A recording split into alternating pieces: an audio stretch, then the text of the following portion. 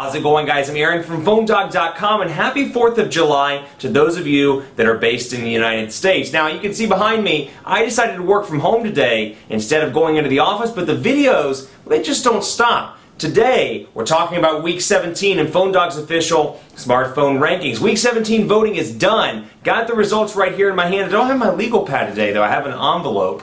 And that's, I decided to write an envelope, kind of conserve, I'm all about the conservation. Week 17 voting is over, and here's how you voted. Now, if you're coming into this, you're listening to this video, you're like, I don't know what this guy in the purple shirt's talking about, but I don't know what these smartphone rankings are. Well, I'm going to tell you in my purple shirt. PhoneDog's official smartphone rankings are two lists, a People's Choice chart and an Experts chart. Experts are people in the industry, that are experts, hence the name Experts, and then the People's Choice chart is all about you. All you have to do is go to PhoneDog.com/rankings, cast your vote for your favorite phone on the list, and leave a review if you have that phone. So let's say you just got your Galaxy S3, you absolutely love it. Cast your vote for it, leave a review, tell us why you love it at PhoneDog.com/rankings. Here's Week 17 on the People's Choice chart. In 5th place with 89 votes, the Nokia Lumia 900. That Windows phone just keeps hanging on with a 1.4 gigahertz processor, a 4.3-inch display, an 8-megapixel camera, and hang on, it should, right? Because that's a pretty awesome Windows phone, and better yet, it's packing 4G LTE for $100. In 4th place, with 97 votes, the HTC Evo 4G LTE. Now, this isn't really a member of HTC's One line of devices, but in a lot of ways, it could be considered a member of the One series because it's got the same 1.5 gigahertz dual-core Snapdragon S4 CPU as the HTC One X. It's packing a 4.8-inch LCD HD display at that, an 8-megapixel camera, and Android 4.0 with HTC Sense version 4. It's in 4th place with 97 votes. In 3rd place with 134 votes, it's a comeback hit. It's the Motorola Droid Razr Max. It's got Ice Cream Sandwich now with Motorola's user interface, and it's packing a 1.2 gigahertz dual-core TI OMAP processor and a really, really big 3,300 milliamp hour battery. It's back up on the list for Week 17, and it's got Ice Cream Sandwich, which I have a feeling that's why it's back on the list, but 134 votes for it. In 2nd place, the HTC One X. Available on AT&T, it's HTC's flagship smartphone right now with a 1.5 gigahertz dual-core Snapdragon S4 CPU, an 8-megapixel camera, and Android 4.0 with HTC Sense version 4. You can get it at AT&T if you can find it. Inventory's been kind of kinked lately,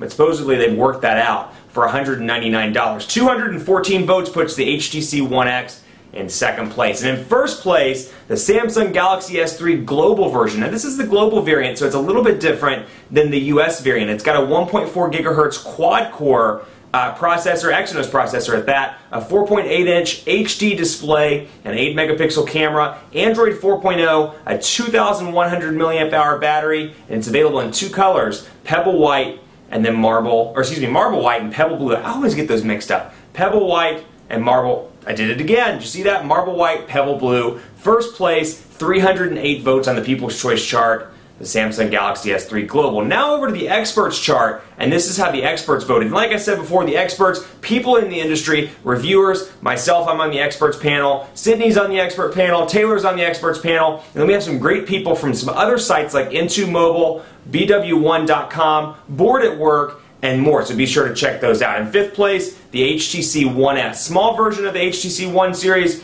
4.3-inch display. You can find it on T-Mobile in the United States. In 4th place, the Samsung Galaxy S3 Global. Sits there on the Experts chart as well, although it's in 4th place, so you're just going to have to see what's in 3rd, 2nd, and 1st place, or you can just wait like 10 more seconds, and I can tell you on this video. In 3rd place, the HTC One X. In 2nd place, the Apple iPhone 4S, still clinging onto the Experts panel of votes. And then in 1st place, the Samsung Galaxy S3 US version. Now, the Galaxy S3 US version has a couple of different features. It's got a 1.5 gigahertz dual-core Snapdragon S4 CPU. So instead of having a quad-core processor, it's got a dual-core processor, but it makes up for it by having 2 gigabytes of RAM as opposed to the 1 gigabyte in the international version. Also, most of them, Sprint's, AT&T's, and Verizon's, all have 4G LTE capabilities, and T-Mobile's has HSPA Plus 42 megabits per second capabilities, so you can take advantage of T-Mobile's super fast HSPA Plus capabilities. That's our Experts panel's results.